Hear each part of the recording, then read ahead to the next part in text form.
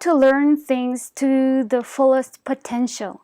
I'm gonna share my tips, so be sure to watch the whole video until the end.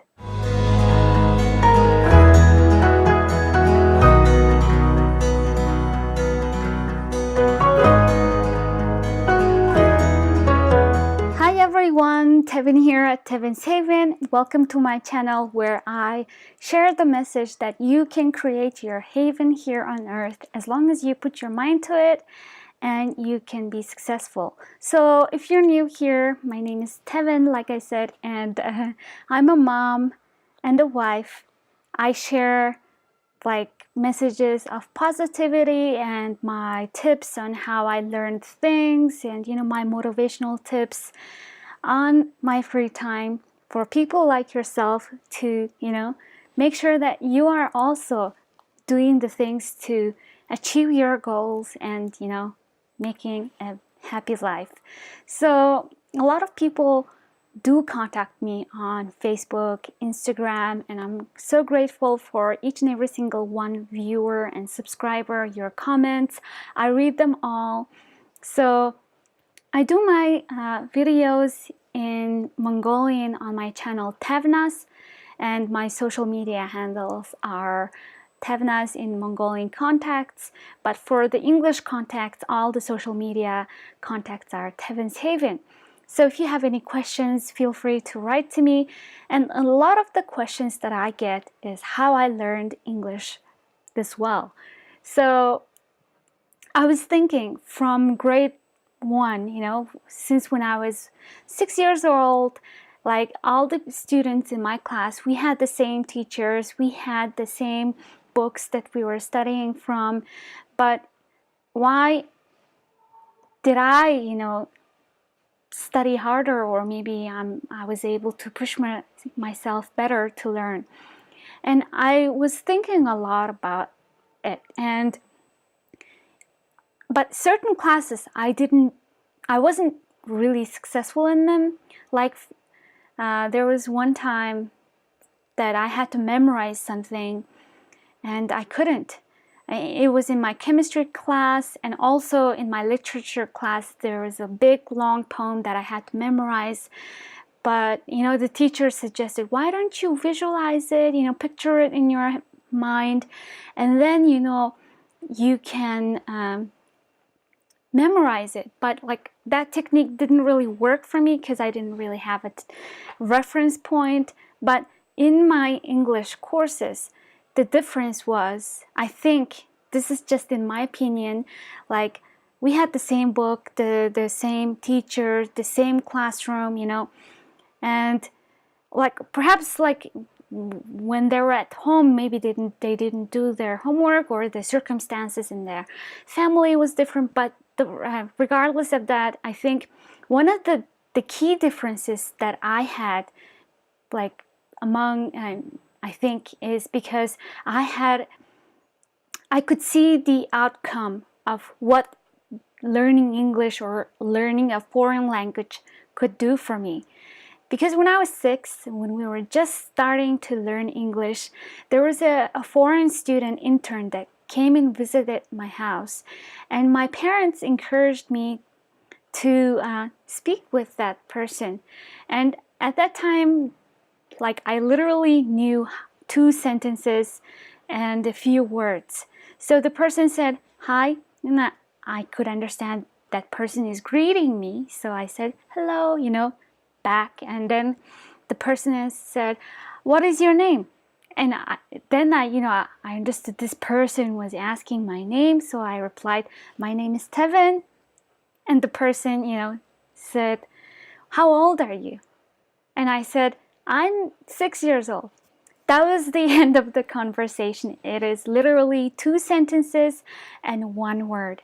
Hi and 2 sentences. But but that little conversation interaction gave me such a confidence that I could, if I learned more, I could speak with a foreigner, perhaps travel. I could see the result and the outcome, that if I understood, if I learned and studied English, then I can speak with anybody who speaks English. And that to me was a profound understanding at that age. It just was a whole new world opening for me. So I don't think a lot of my classmates had the same experience. I think this is just my personal opinion, because I think I had that understanding. I was able to understand what learning foreign language or learning English could do for me. So it was easier for me to, study harder. It was a motivating factor for me. But on the other hand, like studying chemistry or like memorizing a poem, I didn't really see the result, or I didn't understand what that could do for me. So I think if you really want to study something really well, you have to understand the outcome, the end result, what that could do for you. For example, if you want to be let's see, okay, if you want to become a doctor, I think you need to know how to what different chemical elements and what medication is made of, what different chemical compounds react to certain something. So obviously you need biology and chemistry, those kind of basic fundamental studies in order to pursue that career. If you want to learn to design cars, and if you want to work with cars, then you have to understand that you have to study physics. Physics basically will help you to understand the mechanics and the movements of the car, the speed, gravity, also like chemistry. It was surprising to me, because when you study chemistry, you're learning about chemical compounds, what the characteristics are. But then for cars, when you there is the motor oil or the fuel, diesel or gas, you have to understand what kind of different chemical compounds are making this car move. So different oils are there are so many different types. So chemistry will give you the basic understanding of that.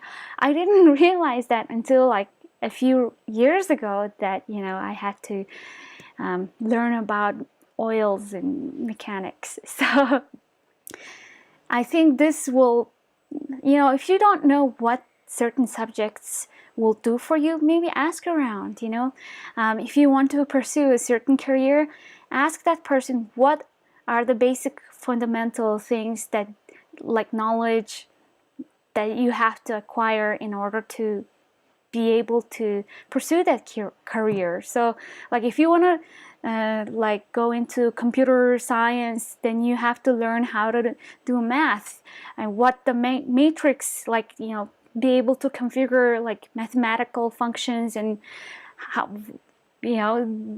do certain things like that. Or if you want to be an accountant, you need the basics of mathematics and algebra and all those courses. So anyways, I hope that explains how to study things to the fullest. And until next time, share love and kindness. See you in the next video. Bye. Thank you for everyone who's been purchasing the Create Your Haven goods on my Teespring shops here in Europe and US. Thank you so much. You are the creator of your life.